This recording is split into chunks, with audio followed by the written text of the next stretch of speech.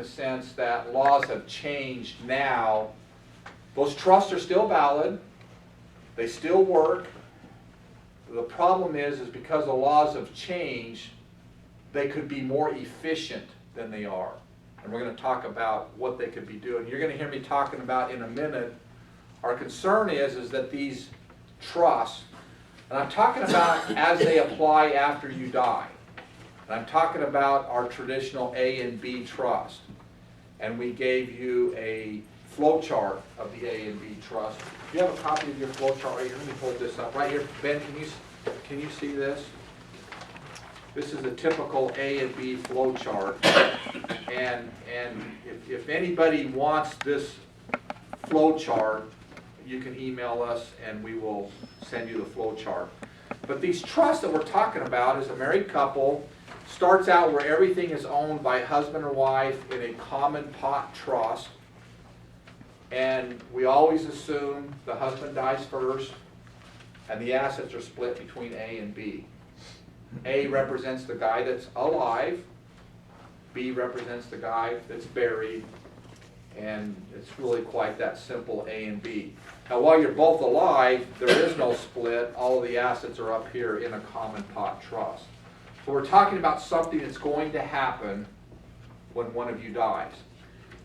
And what we're talking about is we want to amend, and we're strongly suggesting that you amend the B trust. The B trust, that's the one that becomes irrevocable when you die. So the problem is this isn't one of those things, well, we'll wait till somebody dies and we'll deal with it later. You're not going to be able to amend that if one of the spouses dies. So that's what we're going to be talking about today. Now, I also want to talk about kind of a hate email that I received about 3 weeks ago. So we send this letter out to 10,000 people, and it's caused, as you can imagine, among our clients. Now, you guys remember where we're at now. We have 3 offices here in the Valley where our attorneys report to work. The Scottsdale office is our main office, but we keep 2 attorneys in our Mesa office. In Southern, we keep 1 attorney in our Phoenix office, 44th Street. And then we have 10 satellite offices. Actually, I think we're at 13 satellite offices. A satellite office would be like Prescott, Payson, Sedona, Show Low, Safford, Sun City, Pebble Creek, Sun Lakes, Tucson, so on and so forth. Those are offices. On Wednesday, Carlos, come rob the firm because all the attorneys are gone. On Wednesday, it's Winnebago Wednesday, and every attorney at Dana Law Firm, there's 10 of us, we all get in a car and we drive somewhere and we work for the day. And then we bring that work home. So I'm telling you this because we're operating in these cities. That's how we were able to get so many clients, 10,000 clients. Now I'm telling you that because I want you to understand this hate email that I got and how I responded to it. The hate email started out by saying, why are you sending this to all your clients and saying you don't know whether it applies or doesn't apply? Why aren't you just sending it to the people that you know that it applies? Well, the problem is, I love all of you to pieces, especially you, Carlos. We go way back. But I don't remember exactly what your estate plan says. I can say generally, this was a very prevalent practice of the Dana Law Firm to set up this A and B type trust. But I don't know specifically your plan. And so the problem is, it's really, who bears the burden. And the other thing is we don't store 10,000 files here. It would be way too expensive. So the files are they're stored off-site. So when you call up and say, what does my trust say? Then, we have to send somebody down to storage, pick up the file, review the file, call you, tell you what it says and how it applies. So we're putting the burden on you to find out whether this applies. And we're giving you some ways that you can find out for free. And in this seminar, I'm going to tell you what clauses to look for in your document And when you see those clauses, then you know it applies.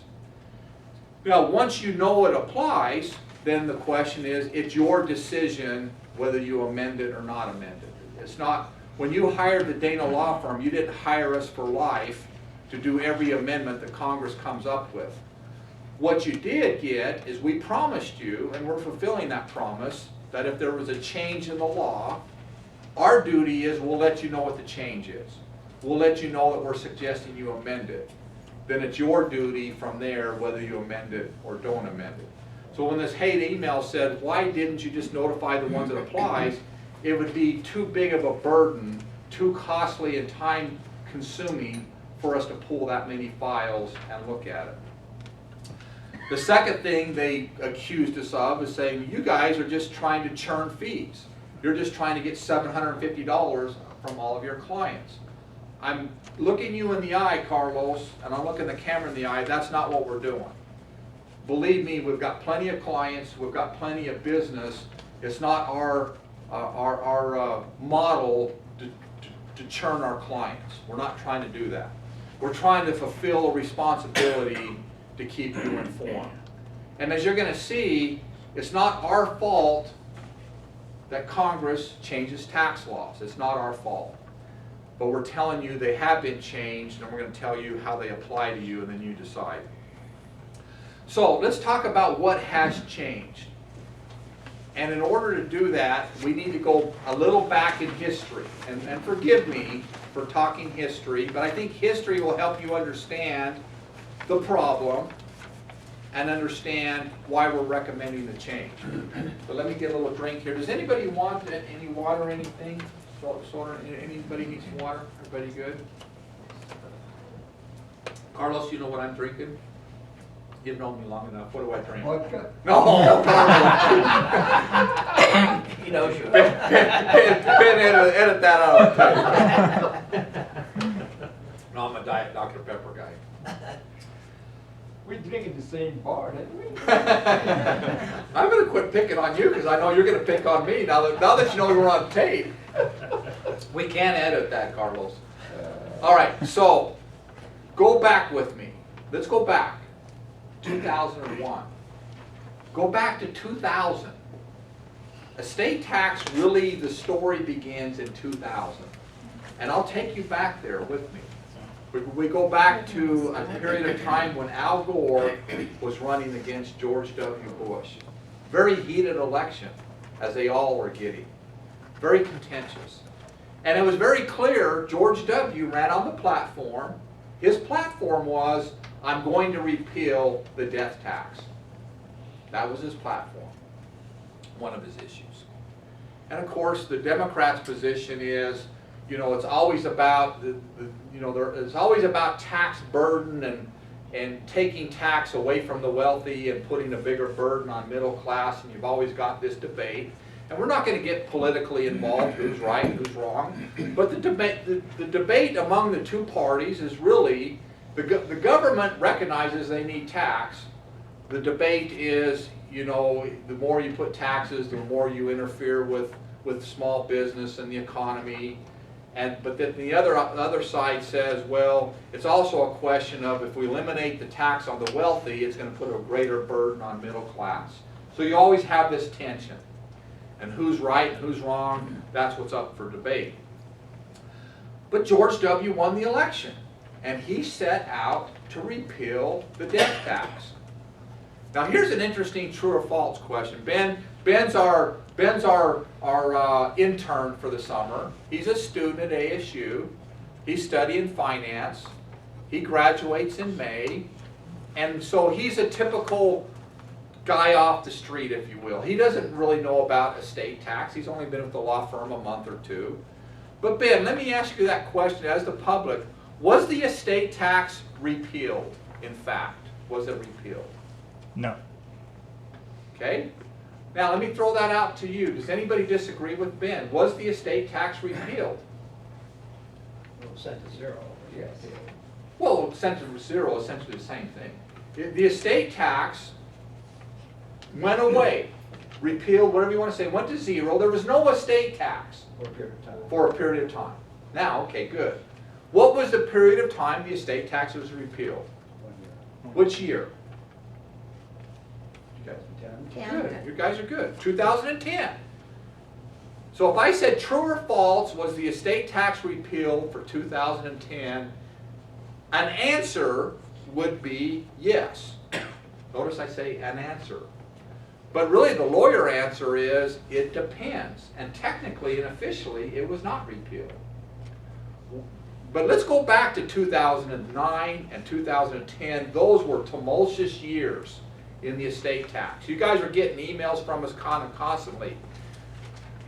The problem is when George W. passed the law remember in 2001 or 2002, he passed legislation that it would be repealed in 2010. That was passed early on. And we got to 2010, and it was repealed for a moment. But the problem was, does anybody remember the term sunset? Yeah. What was the sunset that everybody feared? The sunset was on the stroke of midnight of 2011. The law would sunset and revert back to 2001. Well, you know, there's our beautiful Congress in action. They pass a statute that says it will be repealed in the future, but 1 year later it will sunset back to 2001. It makes no sense, and I'm not a constitutional lawyer, but they tell me there has something to do with Congress passing legislation that's binding for more than a 10-year period with result to tax reduction. And so they tell me that in 2001, when they passed this legislation, they had to have the sunset. So there's the problem. It was repealed for 1 year with the sunset back to 2001. Now, going from 2001 forward, good things were happening with the estate tax. The $1 million exemption was moving upwards. You know, it went from $1 million to $1.5 million to $2 million. It was staggered. Every couple of years it was sneaking up. Does anybody know what it got up to before repeal happened? In 2009, just before the repeal happened, what did the exemption make it up to? $3.5 million, good. It went up to $3.5 million. In 2009, it was at $3.5 million. 2010 comes. It's repealed. Who was a famous person we all know died in 2010 and avoided estate taxes? And there were several. George Steinberg. George Steinbrenner. $7 billion estate. State taxes would have been $3.5 billion with a B. They paid zero state tax. Now what people don't remember, and they never really understood, Congress has the estate tax tied to capital gains. They're connected. The reason they're connected is that Congress says if you die and we impose a death tax, you can't have people selling property to pay the death tax and trigger a capital gain. That would be double taxation. So Congress recognized if we're going to impose a death tax, we better walk away from capital gains. And the way they did that is say, when you die and we impose a death tax, you get a step up in basis in all the assets. The family can sell, Carlos, all of your stocks the day after you die, and there is no capital gain. That's what we call a step up in basis. Remember? Now, what I'm getting at is when they repealed the estate tax, they also repealed step up in basis, and people don't realize that. People were dancing in the streets saying, oh, don't we have a nice Congress, there is no death tax. But the problem was it kind of comes back to what the Democrats were fearful of. The estate tax was only applying to estates over $3.5 million. There'd be no estate tax. But capital gain and step up in basis applies to everybody.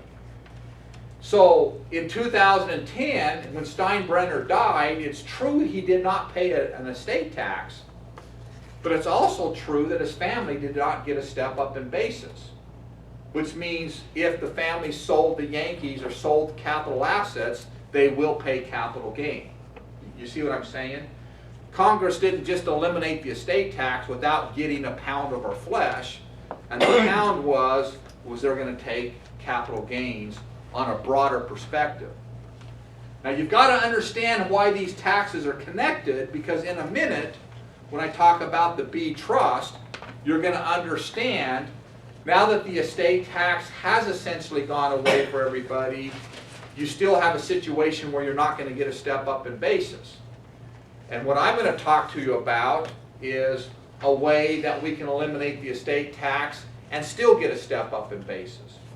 But I'm giving you the punchline. The punchline is on a B trust that was designed to save estate taxes, you don't get a step up in basis. And so you're giving up something on capital gain. And then I'm going to show you in a minute how we can get both. I need some more Dr. Pepper, doctor, not vodka. What kind of doctor were you, Carlos? It is anesthesiology and critical care medicine. Oh, I bet you had some good stuff, huh? You could put me to sleep and I'd never wake up. That's why you better make my trust be good. That's right, make your trust good before you do that.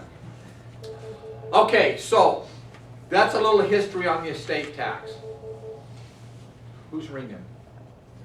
Oh, okay, that's okay.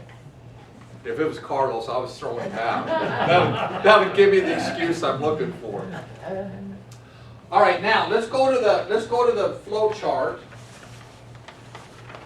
Let me see your flow chart again. I'm sorry. There you go. The AB flow chart. The B trust. On your flow chart, put A on the left side, a big capital A, and B on the right side. And we're talking about the B trust on the right side. Now, this flow chart, the B trust, was created for a tax purpose. It was created for an estate tax purpose. It was created by tax attorneys achieving a tax benefit. Now, who can tell me the primary reason why a trust, when the first guy dies, splits into an A and B? A tax purpose. Why did we make people do that? Why do you have to split your trust? Can anybody dig down? Sir, up here in the front, you've been real good for me so far. Why did we do that? To maximize the exemption of the people. There you go. Good. What's your name? Bob Wallen, Bob, good to have you. Were you a tax professional in your day, or? CFP. Okay, you understand. So you had some finance background, certified financial planner. What Bob is telling us is absolutely correct. When a guy dies, we split this trust into A and B to maximize the estate tax exemption. In fact, it was the simplest way to get two exemptions for a married couple. Take Carlos, and I'm going to remember your name here in a minute. Josephine, right? Mm-hmm. Josie. When Carlos dies first, if Josie splits this trust into an A and B, she gets two exemptions against the estate tax. You with me? If she doesn't split the trust, there is the risk that she would only get one exemption and Carlos' exemption would be lost. That's why it was invented. I'm telling you. It was invented simply to get two exemptions. That was it. Now, once it was invented to give us two exemptions, attorneys always come along and say, well, wait a minute here. There's some non-tax benefit for this split as well. So I'm telling our people, it was invented for a tax reason, but it has two non-tax reasons that we still like. Okay? So keep that in mind. The two non-tax reasons we like I want you to write down the word casserole. Casserole. And underneath that, the second reason, I want you to write down nursing home. So the two non-tax reasons were casseroles and nursing homes. Makes sense to you, doesn't it, Ben? Yes. Because you've heard this seminar. Ben's heard it now the third time. Ben's sharp, but the first time you heard it, casseroles made no sense. Does casseroles make sense now? Yes, a little bit. A Okay. little bit better. Let me explain casseroles. When Carlos dies, look at Josie over here. Nice looking lady, Carlos. There's guys gonna start showing up on our doorstep, bringing casseroles for dinner. If they always start with casseroles, start with the belly, then they move up to the ear, start nibbling on it, then they start whispering in it, and they want Josie to change the estate plan to the new husband's kids. There will be a new husband. Josie will say no, but there will be. Actually, reverse this. Josie, I don't worry about you. You're not going to marry somebody else. Who could there be after Carlos? And you don't even like men to begin with. You just put up with him. Now, if you die first, Josie, oh my gosh, look at Carlos. You see those teeth? They're smiling. He gets 10 casseroles every night. That's happening. Josie only gets 2. Why does he get 10 and she only gets 2? I know. He's not better looking. You know why? Oh, because men always need a woman. There you go. Women don't always need a man. And play the numbers. If you're 84 in a nursing home and you're a single man, you're going to get 10 casseroles every night. That's easy. Carlos on Sunday night, he's looking to make a bacon sandwich. He can't even find the mayonnaise. Are you kidding me? He's yelling at his wife, where's the mayonnaise? He can't live alone, can he? So he remarries very quick. And when he remarries very quick, it starts in the stomach and it ends up on the ear. And it starts whispering in the ear, change the estate plan. Change the estate plan. What about me? What about my kids? Don't you love me? Don't you love my kids? Now, Josie is okay because you know, when she dies, her half goes to the B trust. He cannot change that. So there's the non-tax advantages. When the casseroles come, he cannot change the estate plan. Josie likes that. She likes that. There's casseroles. You understand that now, Ben? Yes. Number 2, nursing homes. Josie dies, Carlos alive.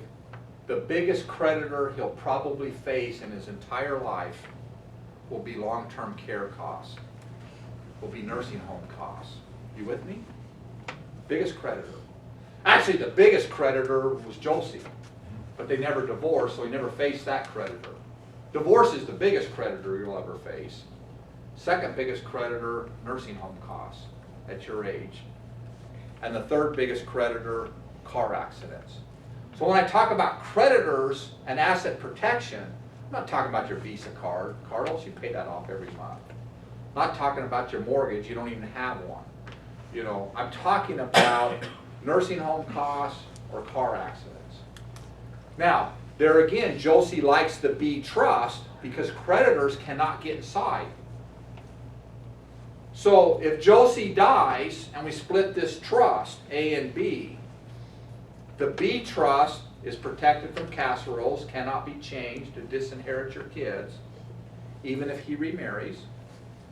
And the B trust cannot be penetrated for lawsuits, car accidents, nursing home claims. It's possible that Carlos could even end up on Altex and on Medicaid, and the B trust would remain intact. So I'm telling you, the B trust was created and invented for a tax purpose, 2 exemptions, and then attorneys found 2 non-tax purposes, casseroles and nursing home costs. Everybody with me? Okay, once you understand that, then you're going to understand what's changed. What's changed is we don't need it for tax purposes anymore, but we still need something like it for the casseroles and the nursing homes. So at the end of the day, what I'm saying is I want to change your B trust to what tax nerds call a C trust. I want to change the B trust to a C trust. Now let's talk about that.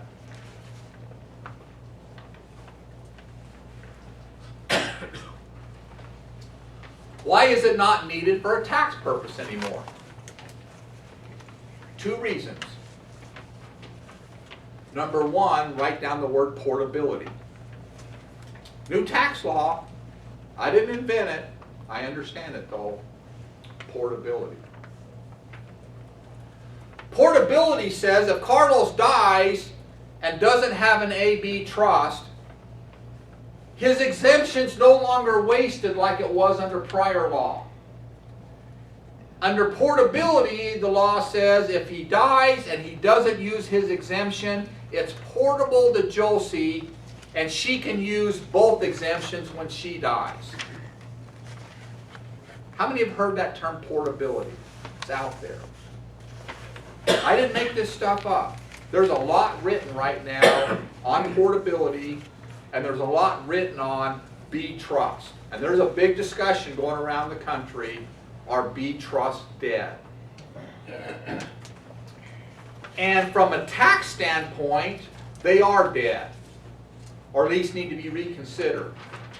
Because for portability, they're not needed for the estate tax anymore.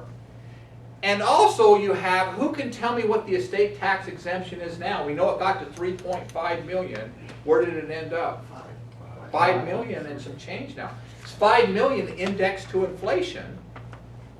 That's a good thing. It's going to go up. This year it's 5,340,000 for you.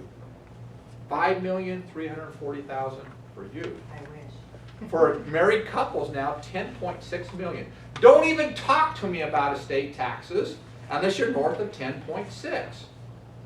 And the statistics tell me now the estate tax applies to less than 1% of the American public. Less than 1%. It's not needed. When we invented this thing, Carlos, and we started mass producing it, the Dana Law Firm mass produced it. All of the law firms across the country mass produced it. There are literally millions and millions of AB trusts out there that aren't needed for a tax purpose. In fact, I'm telling you, there's a tax penalty if you keep it. Not only is it not needed, if it wasn't needed and it didn't cause any trouble, I'd say keep it. It's not hurting anything. It is hurting something. There's a penalty here. And the penalty goes back to my old friend, cost basis. Remember I told you estate tax and cost basis are connected. On a B trust, when they're both gone, there is no step up in basis on a B trust. There is a step up of basis on the A trust. We always knew that. We lived with that penalty because the estate tax was the bigger fear. The estate tax was 55% of everything over $1 million back in the day. And capital gains was only 20% above cost basis. And so we did the AB trust, we mass produced them, we knew that they had this penalty where there was no step up, but we lived with it because we needed the two exemptions and the estate tax was the bigger problem. So I didn't cause the problem. Don't send me your hate emails. I didn't create the problem. I'm telling you about the problem. The problem is it's not needed for estate taxes, but you still have the penalty. So it's when both spouses, not when the A trust survivor dies. Correct. Is what you're talking about. That's what I'm talking about. Because when the first guy dies, we get a step up on everything. When the second guy dies, we get a second step up on the A trust, but no step up on the B trust. Okay. Now, factor into all that, and I'll take some questions. The non-tax purposes are still there, and we still like that. We need to protect Josie from Carlos Casserole. We need to protect Josie from Carlos nursing home. So we still have the non-tax reasons we like. So here's the grand finale. What Dana Law Firm is proposing is we amend your trust. We still keep the split. We still go half and half. But for estate tax purposes, we're going to rely on portability. And so for estate tax purposes, the original B trusts were drafted to avoid the estate tax when the wife dies. We're going to now change it where it will be taxed when the wife dies. But we have the two exemptions and we have portability. And because we're going to make it where it's subject to estate tax when the wife dies, it will get the step up in basis. So the result we're looking for, we still want the split. And I'm telling you, we're going to change the B trust to be a C trust. The C trust will still protect Josie from casseroles, and it'll still protect Josie from nursing homes. I still want that. But the C trust will be subject to death tax when Josie dies. So when Josie dies, we'll have death tax on A, we'll have death tax on B, but we'll have portability to give us two exemptions. Are you with me? Yeah. Now, the way I look at it, you've got three choices. And let's write those down. And I fulfill my duty telling you the choices. You fulfill your duty deciding what you want to do.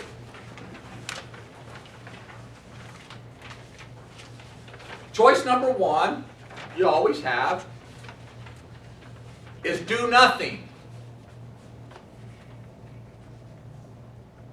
It's not a horrible result. You still get the casserole protection, you still get the nursing home protection, but you're going to get the tax penalty by not getting a second step up on the B trust. No second step up. Now that may not be a big deal. If they both die together, it's not a big deal because you get a step up on the first death across the board.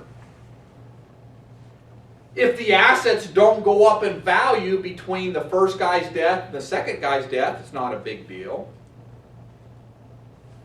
If all of your assets are IRA that don't get a step up in any way, it's not a big deal. I remember you, don't I? You do. I'm trying to remember your name. What is it? Brodsky. Brodsky. Good to see you. Yep. So do nothing, in some cases, not a bad result. In other cases, it's disastrous. In this case, it's disastrous. Dr. Carlos dies. Assets are split. The wife's a racehorse. She lives for 20 more years. I just called you a racehorse. That's not an insult. That's a good thing. You live forever. You're going to outlive me, I guarantee it. Those assets are going up, and then she dies, no step up. That's disastrous. Okay, let me get all these out, and then I'll take the question. So choice number one, do nothing. Choice number two is just eliminate the B trust altogether and make the trust a continuation. Carlos dies, it all goes to Josie, no split of assets. Make it a continuation, no split. That solves the tax problems. There's not going to be any tax penalty, but you lose